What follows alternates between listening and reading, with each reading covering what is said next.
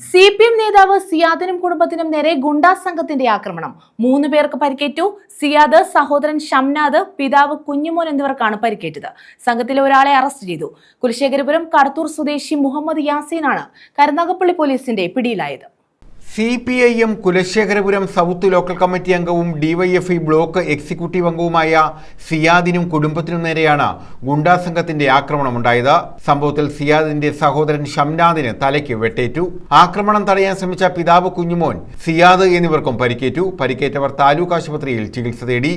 കഴിഞ്ഞ ദിവസം അർദ്ധരാത്രിയായിരുന്നു സംഭവം. മുൻവിരോധത്തെ തുടർന്ന് യുവാവിന്റെ വീടിന് മുന്നിൽ ഗുണ്ടാസംഘം ഭീകരാന്തരീക്ഷം സൃഷ്ടിക്കുന്നത് കണ്ട് ഇറങ്ങി വന്ന സിയാദിനും കുടുംബത്തിനും നേരെ ഇവർ ആക്രമണം നടത്തുകയായിരുന്നു. സംഘത്തിലെ ഒരാളെ പോലീസ് അറസ്റ്റ് ചെയ്തു. കുലശേഖരപുരം കടത്തൂർ സിയാമൻസിലിൽ 25-കാരനായ മുഹമ്മദ് യാസീനെയാണ് അറസ്റ്റ് ചെയ്തത്.